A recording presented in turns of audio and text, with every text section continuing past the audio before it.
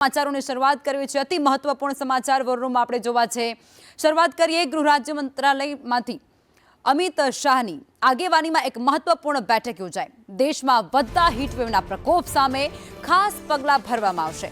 કેન્દ્ર અને રાજ્ય સરકારના ઉચ્ચ અધિકારીઓ પણ આ બેઠકની અંદર સામેલ હતા। હીટવેવથી બચવા માટેની પૂર્વ તૈયારીઓની સમીક્ષા આ બેઠકમાં ખાસ કરવામાં આવી। ચોમાસામાં અથવા તો ચોમાસા પૂર્વે સંભવિત પૂરની પરિસ્થિતિ અંગે પણ આ બેઠકમાં ખાસ પ્રકારે ચર્ચા વિચારણા કરવામાં આવી હતી।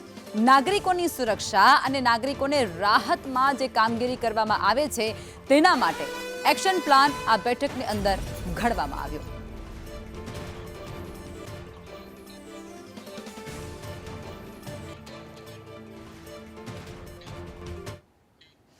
અને આ જ મુદ્દે સહયોગી કૃષ્ણા અમારી સાથે જોડાઈ ચૂક્યા છે। કૃષ્ણા, અત્યારે અમિત શાહની આગેવાનીમાં એક મહત્વપૂર્ણ બેઠક મળી છે, જેમાં પ્રી મોન્સૂનની કામગીરી કહી શકાય કે પછી તેને લઈને વિગતો સામે આવી છે કે આ બધા ઉપર વિશેષ પ્રકારે ભાર મૂકીને ચર્ચા કરવામાં આવી। આ બેઠકમાં કયા કયા મુદ્દાઓ ઉપર ચર્ચા થઈ છે? જી બિલકુલ, આ વખતે ભીષણ ગરમી પડવાની આગાહી વ્યક્ત કરવામાં આવી છે હવામાન વિભાગ તરફથી। ખાસ કરીને મેના 2 સપ્તાહ, બીજો સપ્તાહ એટલે કે 8 થી 15 તારીખ સુધીનો જે સમય છે અને 22 થી 28 મે સુધીનો સમય, આ 2 સપ્તાહમાં ખૂબ વધારે ગરમી પડશે અને લૂ પડવાની પણ આગાહી વ્યક્ત કરવામાં આવી છે। ખાસ કરીને ઉત્તર ભારત, ઉત્તર પશ્ચિમી ભારત અને પૂર્વી તટીય વિસ્તારો ઓડિશા, આંધ્રપ્રદેશ, તમિલનાડુ, ગુજરાત, મહારાષ્ટ્ર, આ રાજ્યોમાં પણ ભીષણ ગરમી પડવાની આગાહી વ્યક્ત કરવામાં આવી છે। ત્યારે આ આપદાને પહોંચી વળવા માટે, કારણ કે ઘણા બધા લોકો આના કારણે મૃત્યુ પણ પામતા હોય છે, ખાસ કરીને એવા લોકો કે જેઓ ઘર વિહોણા હોય છે, ત્યારે ઓછામાં ઓછી અથવા તો બિલકુલ જાનહાનિને નિવારી શકાય એ માટે શું પગલાં ભરવા જોઈએ એને લઈને આ બેઠકમાં ચર્ચા। ખાસ કરીને મહત્વપૂર્ણ રિયલ ટાઈમ ડેટા મોનિટરિંગના આધારે કઈ રીતે પગલાં ભરી શકાય છે। અને બીજી મહત્વની વાત એ છે કે જે મોન્સૂન સિઝન છે જૂનથી સપ્ટેમ્બર માસની, એ સિઝન દરમિયાન ઘણા બધા દેશના સંવેદનશીલ વિસ્તારો, ખાસ કરીને દર વર્ષે આપણે જોતા હોઈએ છીએ કે ઓડિશા છે, નોર્થ ઇસ્ટમાં આસામ સહિતના કેટલાક રાજ્યોમાં દર વર્ષે પૂર આવતું હોય છે અને લાખો કરોડોનું નુકસાન જતું હોય છે, ઘણા બધા લોકો મૃત્યુ પણ પામતા હોય છે। ત્યારે એ સિઝન દરમિયાન આવનારા પૂરને કઈ રીતે પહોંચી વળાય એ માટે અત્યારથી જ તૈયારીઓ શરૂ કરવામાં આવી છે। અને દિલ્હીમાં આ મહત્વપૂર્ણ બેઠક, જેમાં કેન્દ્રીય સ્તરના અધિકારીઓ અને નેતાઓ, મંત્રી હાજર રહ્યા છે। અને બીજી મહત્વપૂર્ણ વસ્તુ એ છે કે ગયા વર્ષે જે બેઠક કરવામાં આવી હતી, આવી જ બેઠક કરવામાં આવી હતી હીટવેવ અને પૂરની સ્થિતિને પહોંચી વળવા માટે, એના અમલીકરણમાં કઈ દિશામાં કેટલા પગલાં ભરવામાં આવ્યા, એનું અમલીકરણ કેવું થયું એ નક્કી કરવામાં આવશે, જેના કારણે જવાબદેહી નક્કી કરી શકાય અને ક્યાં નિષ્ફળતા મળી, કેટલી સફળતા મળી, એ બધા પાસા પર વિચાર કરી શકાય। ખૂબ મહત્વની વાત એ છે કે હીટવેવના કારણે ખાસ કરીને જે મેદાની પ્રદેશો છે, આપણે જોઈએ છીએ કે ઉત્તર પ્રદેશ છે, બિહાર છે, આ ઉપરાંત પશ્ચિમી વિસ્તારો રાજસ્થાન, ગુજરાત અને મહારાષ્ટ્ર, આ રાજ્યોમાં જે સૌથી વધારે અસર થતી હોય છે, તો કેવી રીતે લોકોને બચાવી શકાય, રિયલ ટાઈમ ડેટા મોનિટરિંગના આધાર પર કઈ રીતે સિચ્યુએશનને આપણે પહોંચી વળી શકાય અને ઓછામાં ઓછું સંસાધનોનું નુકસાન થાય, આ ઉપરાંત પૂરની પરિસ્થિતિને પહોંચી વળવા માટે કઈ રીતે સંસાધનોને તૈનાત કરી શકાય, આ બધા મુદ્દાઓ પર લખમાં આ બેઠકમાં ચર્ચા થઈ। બિલકુલ, આભાર કૃષ્ણા, જોડાયા તે બદલ।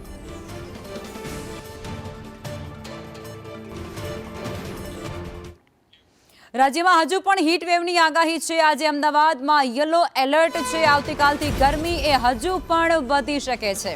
હવામાન વિભાગ તરફથી આ મોટી અને ભયંકર આગાહી, જેમાં સાયક્લોનિક સર્ક્યુલેશન સિસ્ટમ સક્રિય થઈ છે, જેમાં ઉત્તર ગુજરાતમાં વધુ ગરમીની અસર રહેશે। મહત્તમ તાપમાન 40 થી 44 ડિગ્રી સુધી રહી શકે છે। 5 દિવસ ગરમીનો પ્રકોપ એ વધુ સહન કરવાનો વારો નાગરિકોને આવશે, જે અંતર્ગત કંડલામાં 44.4 ડિગ્રી, અમદાવાદમાં 44.4 ડિગ્રી, ગાંધીનગરમાં 43.3 ડિગ્રી, તો વડોદરામાં 43.4 અને રાજકોટમાં 43.7 ડિગ્રી તાપમાન નોંધાયું અને ભુજમાં 42.1, કેશોદમાં 41.7, ભાવનગરમાં 40, સુરતમાં 41.9 અને કચ્છમાં 42.7 ડિગ્રી જેટલું તાપમાન નોંધાયું છે। આ તરફ સુરેન્દ્રનગરમાં પણ 44 ડિગ્રી જેટલું તાપમાન નોંધાયું છે અને હજુ પણ આ તાપમાનનો પારો એ ઉપર જાય તેવી શક્યતા વ્યક્ત કરવામાં આવી રહી છે, કારણ કે જે પ્રમાણે હવામાન વિભાગ તરફથી આગાહી વ્યક્ત કરવામાં આવી છે તે અંતર્ગત ગરમીનો પ્રકોપ એ હજુ પણ આવનારા 5 થી 6 દિવસ વધુ સહન કરવો પડશે। 7 दिन तक हम एक्सपेक्ट कर सकते हैं कि मौसम लगभग शुष्क रहेगा पूरे गुजरात में। और मैक्सिमम टेम्परेचर्स की जहाँ तक बात करें तो जो मैक्सिमम टेम्परेचर्स अभी फ़िलहाल चल रहे हैं एप्रिसिएबल अबव नॉर्मल चल रहे हैं। और जो सबसे सर्वाधिक अधिकतम तापमान जो आया है कल 44.4 कांडला एयरपोर्ट पे दर्ज किया गया कच्छ में।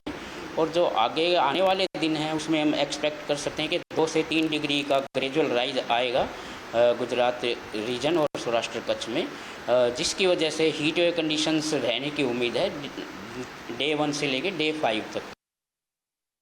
રાજ્યમાં આગ ઝરતી ગરમીની અસર વર્તાઈ રહી છે। અમદાવાદીઓ આ ગરમીમાં અત્યારે શેકાઈ રહ્યા છે। ગરમીથી બચવા માટે સ્વિમિંગ પુલનો સહારો પણ અત્યારે લોકો લઈ રહ્યા છે। ગરમીથી રાહત મેળવવા માટે તે લોકો સ્વિમિંગ પુલમાં પહોંચી રહ્યા છે।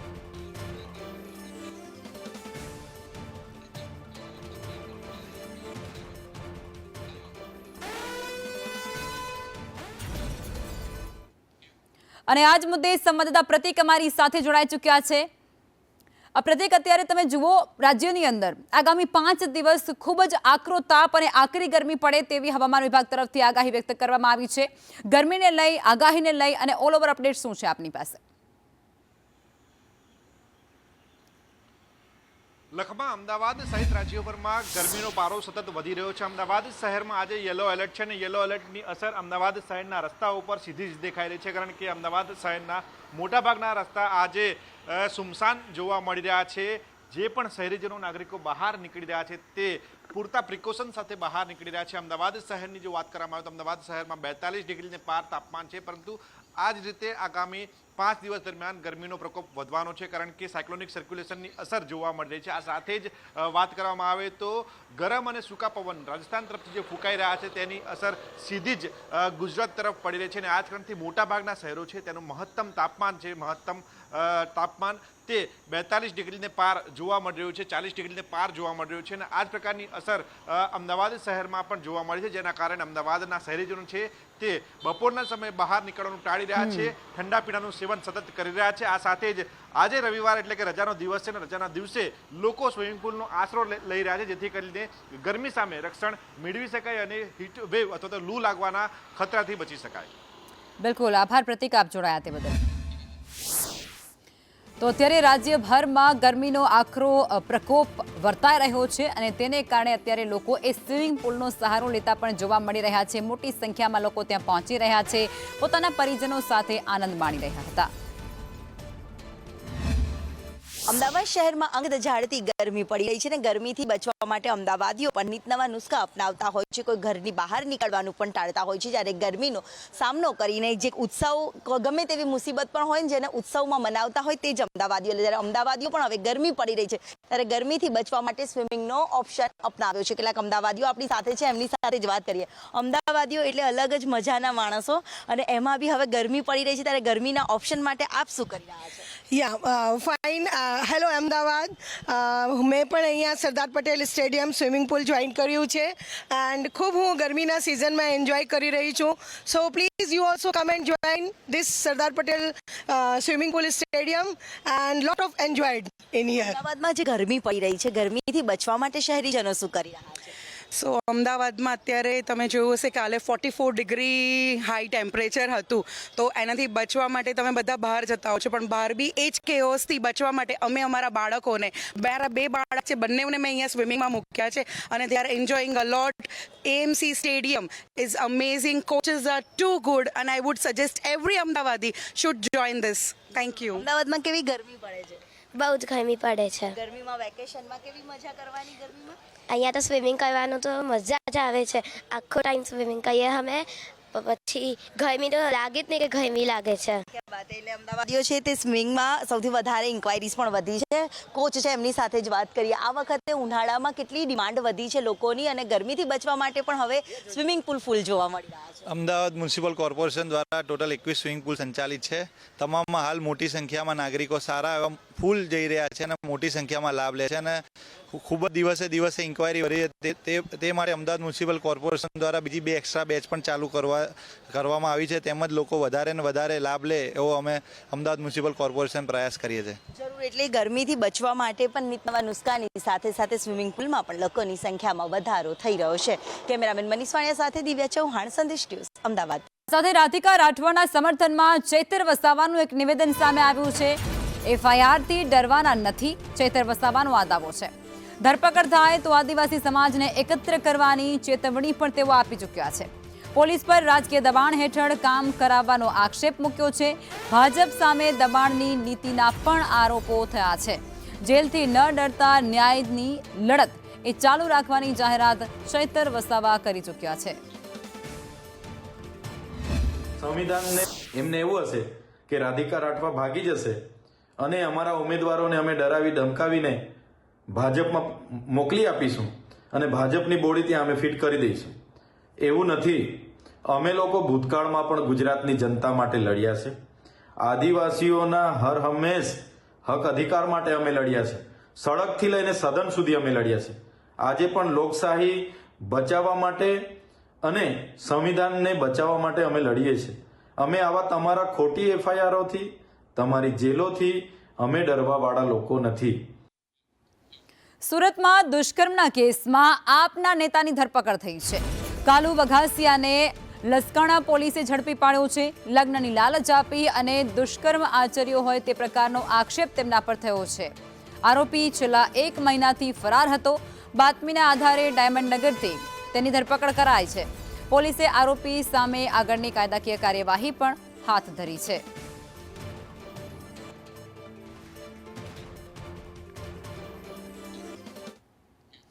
સોમનાથમાં આવતીકાલે પીએમની જાહેર સભા યોજાશે. સદભાવના ગ્રાઉન્ડમાં વિશાળ જનસભાને સંબોધન કરશે.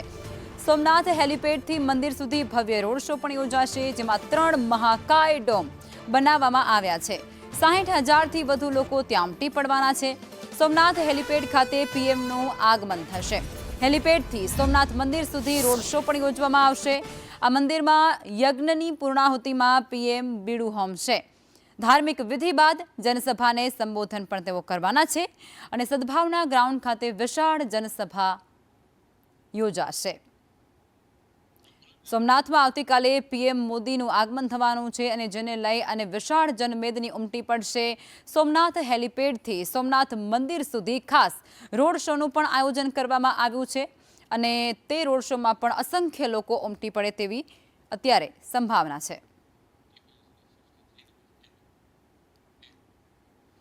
ગીર સોમનાથમાં સોમનાથ અમૃત મહોત્સવની ભવ્ય ઉજવણીની તૈયારીઓ પૂર્ણ થઈ ચૂકી છે. આવતીકાલે ઓમકાર નાદ સાથે વિશેષ પૂજા વિધિ યોજાશે. 700થી 800 ઋષિકુમારો મંત્રોચ્ચાર કરશે. દેશની વિવિધ યુનિવર્સિટીઓમાંથી આવેલા ઋષિકુમારો એ ધાર્મિક માહોલને વધુ ભવ્ય બનાવશે.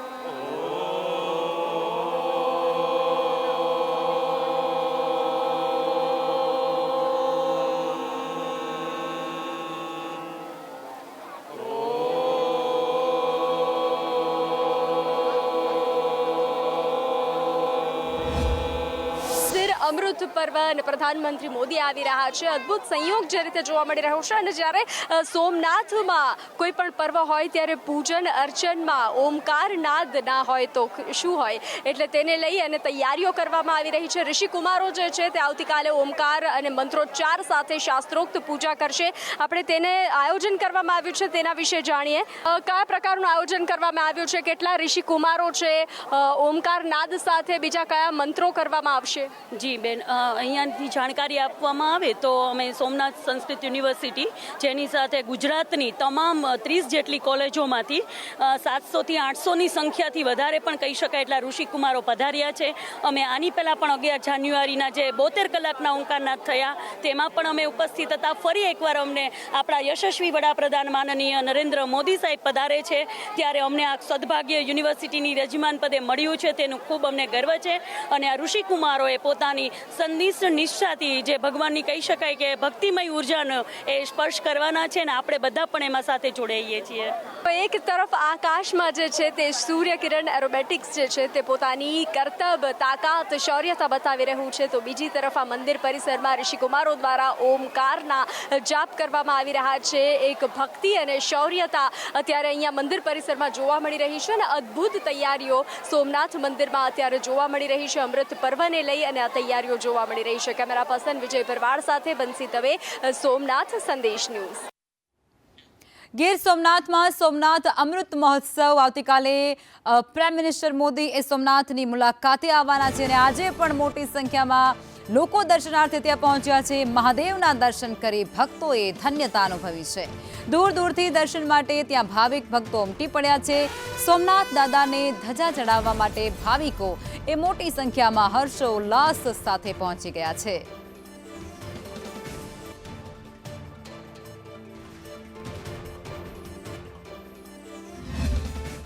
અમૃત પર્વ 2026 વિદેશી આક્રાંતાઓએ જે સોમનાથ પર હુમલો કર્યો હતો તેને 1000 વર્ષ પૂર્ણ થયા છે અને જ્યારે નૂતન મંદિરનું નિર્માણ થયું હતું અને તેને 75 વર્ષ પૂર્ણ થયા છે અને તે આ અદ્ભુત સંયોગ છે તેને લઈ પ્રધાનમંત્રી મોદીનું આગમન થવાનું છે અને આ સંયોગને લઈ અને અલગ અલગ જગ્યાએથી અલગ અલગ જિલ્લા, અલગ અલગ રાજ્ય, અલગ અલગ પૂરા વિશ્વમાંથી જે છે તે લોકો અહીંયા દર્શનાર્થે આવી રહ્યા છે, ધજા ચડાવી રહ્યા છે. તો એક ગ્રુપ આપણી સાથે છે, આપણે તેઓને તેમની સાથે વાત કરીએ. ક્યાંથી આવ્યા છો તમે? જામનગરથી. ઓકે, એટલે દર્શન કરવા માટે આપના હાથમાં ધજા છે? અરે અમે અમારું એક 9 મિત્રોનું ગ્રુપ છે કે જેણે પહેલેથી એક નક્કી કરેલું હતું કે અમે બધા સાથે મળી અમારા પરિવાર સાથે ભેગા થઈ અને ધજાનો પર્વ માનીએ અને ધજા ચડાવવા માટે અમે અહીંયા આવ્યા હતા. એટલે આવતીકાલે જે 75 વર્ષ પૂર્ણ થાય છે તેને લઈને તમે આવ્યા છો કે કોઈ તિથિ ખાસ છે તેને લઈને?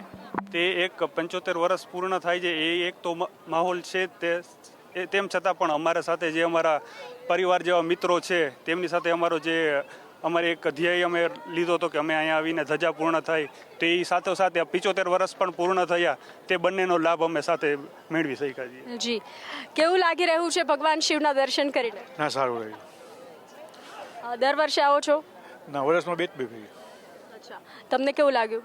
બહુ આનંદ થાય છે મહાદેવના દર્શન કરીને અને હું તો બધાને કહું છું કે અહીંયા આવીને દર્શન કરો એકવાર એટલે મનનો આનંદ થશે. ધન્યવાદ. તમે લોકોએ જે ધજા ચડાવી તો આયોજનને લઈને કેવું લાગ્યું? કારણ કે આવતીકાલે જે પ્રધાનમંત્રી મોદી પણ આવવાના છે, ચુસ્ત બંદોબસ્ત છે, ખાસ કરીને અત્યારે મંદિરમાં ભીડ પણ છે જે આ અમૃત પર્વ ચાલી રહ્યું છે તેને લઈને. જોવા જાય તો પોલીસ બંધુઓ જે છે એ સિક્યુરિટી અત્યારે બરાબર છે અને બહુ સારી રીતે અહીંયા કમ્ફર્ટ ફીલ થાય છે, પોતપોતાનું કામ થાય છે અને ફીલ ગુડ અહીંયા આમ બધું થાય. કાલ નરેન્દ્ર મોદી સાહેબે આવે છે અહીંયા એટલે ચુસ્ત બંદોબસ્ત છે એટલે બસ. તો આપણે મહિલાઓ સાથે પણ વાત કરીએ. કેવું લાગ્યું તમને અહીંયા આવીને? બહુ સરસ. તો જે રીતે અત્યારે હાલ અમૃત પર્વ ચાલી રહ્યો છે, પ્રધાનમંત્રી નરેન્દ્ર મોદી આવી રહ્યા છે અને તેના કરતાં પણ ભગવાન શિવ, ભોળાનાથ, એ ભોળાશંકર, એ મહાદેવ, દેવાધિદેવ મહાદેવ સોમનાથના દર્શન કરવા માટે પણ ભક્તો ઉમટી રહ્યા છે, ધ્વજા ચડાવી રહ્યા છે, આ શિખરના દર્શન કરી અને ધન્યતા અનુભવી રહ્યા છે, જેના પર આવતીકાલે સુવર્ણ કળશ પર અલગ અલગ પવિત્ર જળથી તેનો અભિષેક કરવામાં આવશે. કેમેરા પર્સન વિજય સાથે બંસી દવે, સોમનાથ. સોમનાથ મંદિરની 75મી વર્ષગાંઠ 2 દિવસ સૂર્યકિરણ એરોબેટિક ટીમનું ત્યાં પ્રદર્શન, જેમાં 6 હક MK-132 જેટ વિમાનો ત્યાં એરોબેટિક્સ કરશે. ભારતીય વાયુસેનાની જે તાકાત છે તે ત્યાં દર્શાવવામાં આવશે, જેમાં સકાત ટીમ એ પોતાના કૌશલ્ય દર્શાવશે. જેટ સાથે આકાશમાં તિરંગાના રંગો પણ છવાઈ જશે.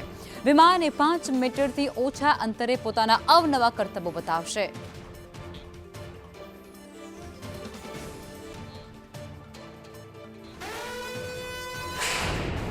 અસ્તિત્વનો આધાર સોમનાથ અને આજ સોમનાથ મંદિરના આકાશમાં જે છે તે શૌર્યતા ગુંજી રહી છે, કારણ કે સૂર્યકિરણ એરોબિક્સ ટીમ દ્વારા પ્રદર્શન કરવામાં આવી રહ્યું છે, રિહર્સલ કરવામાં આવી રહ્યું છે, ફાઇનલ રિહર્સલ કરવામાં આવી રહ્યું છે.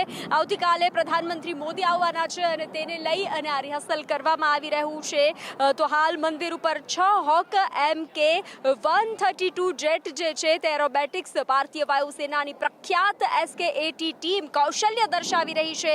લાલ સફેદ સફેદ જેટ સાથે આકાશમાં તિરંગાના રંગો છવાશે અને શૌર્યતા જ શૌર્યતા વિખરાશે. તો હાલ 1996થી લઈ અને અત્યાર સુધીમાં SKAT 800થી વધુ શો કરી ચૂકી છે અને અત્યારે સોમનાથ મંદિરમાં હર હર મહાદેવના નાદની સાથે સાથે તિરંગો જોવા મળી રહ્યો છે, તિરંગો લહેરાઈ રહ્યો છે આકાશમાં. આપ જોઈ રહ્યા છો આ દ્રશ્યો, શૌર્યતા વિખેરાઈ રહી છે અને કેસરી, સફેદ અને લીલો આ આપણા જે તિરંગાના 3 રંગ છે તે આકાશમાં અત્યારે વિખેરાઈ રહ્યા છે.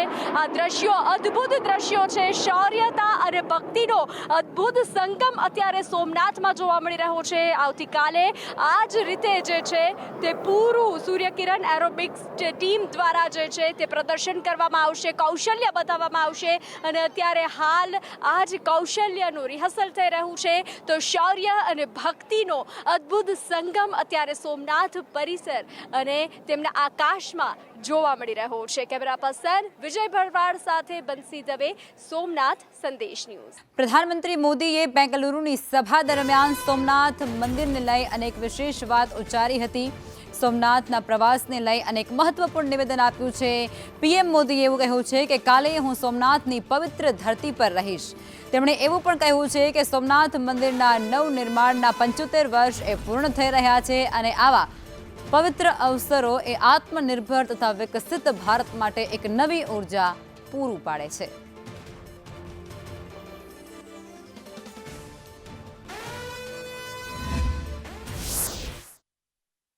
के कल सुबह 11 तारीख को मैं गुजरात के सोमनाथ में रहूंगा. वहां सोमनाथ मंदिर के पुनर्निर्माण के 75 वर्षों का उत्सव मनाया जाएगा. आत्मनिर्भर भारत के लिए, विकसित भारत के लिए ऐसे ऐतिहासिक अवसर हमें नई ऊर्जा से भरते हैं. યાત્રાધામ ડાકોરમાં ભાવ વધારો એ હાલ પૂરતો મોકૂફ રાખવામાં આવ્યો છે. ટેમ્પલ કમિટી દ્વારા ભાવ વધારો એ મોકૂફ કરવામાં આવ્યો છે. 15 મે એ આ નિર્ણયમાં કરવામાં આવ્યું, જેમાં સેવક આગેવાનો સાથે ખાસ ચર્ચા પણ કરવામાં આવી હતી. 15 મે એ આ સમગ્ર બાબતે એક મોટો નિર્ણય લેવામાં આવશે. રણછોડજી મંદિરમાં મનોરથમાં ભાવ વધારો કરવામાં આવ્યો હતો, જેમાં ધજાના 600 રૂપિયાને બદલે હવે 2500 કરાતાની સાથે જ આક્રોશ ત્યાં ભાવિક ભક્તોમાં જોવા મળ્યો હતો. ત્યારે ભક્તોના ભાવ વધારાને લઈ અને રોષની લાગણીને કારણે આ મોટો નિર્ણય અત્યારે કરવામાં આવ્યો છે અને જેને જોતા હાલ પૂરતો ભાવ વધારો પણ મોકૂફ કરી દેવાયો છે.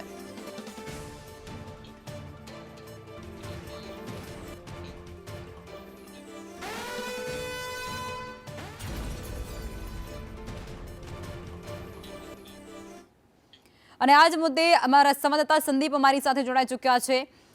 સંદીપ, જે પ્રમાણે ડાકોરની અંદર જે ભાવ વધારો ધ્વજા સહિતના જે પૂજા વિધિ છે તેમાં કરવામાં આવ્યો હતો તેને હાલ પૂરતો મોકૂફ રાખવામાં આવ્યો છે, પરંતુ સાચો નિર્ણય અને અંતિમ નિર્ણય એ 15 મેના રોજ લેવામાં આવશે. વિગતો શું છે?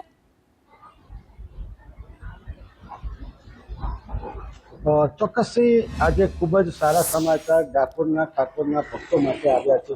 ડાકોર ટેમ્પલ કમિટી દ્વારા જે ભાવ વધારો કરવામાં આવ્યો હતો તે હાલ પૂરતો સ્થગિત કરી દેવામાં આવ્યો છે.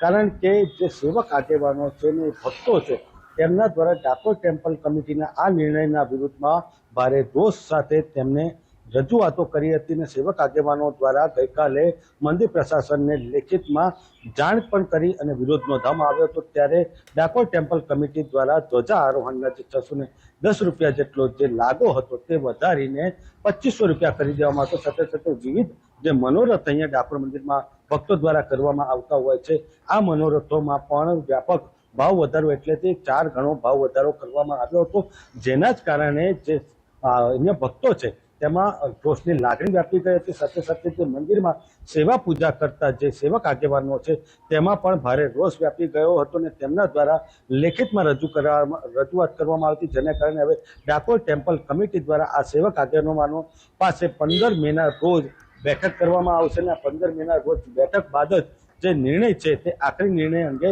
જાહેરાત કરવામાં આવશે, પરંતુ 11 મેના રોજથી જે નવો ભાવ વધારો ડાકોર ટેમ્પલ કમિટી દ્વારા કરવામાં આવ્યો હતો તે લાગુ કરવામાં આવવાનો હતો, પરંતુ આજે મંદિર પ્રશાસન દ્વારા જાહેરાત કરીને આ જે ભાવ વધારો છે તે અત્યારે મોકૂફ રાખવામાં આવ્યો છે અને આવનારા જે દિવસ એટલે કે 15 મેની જે બેઠક છે એ બાદ જ આ ભાવ વધારાના નિર્ણય લઈને આગામી જે નિર્ણય છે તે મંદિર દ્વારા જાહેર કરવામાં આવશે। જી, આભાર આપ જોડાયા તે બદલ।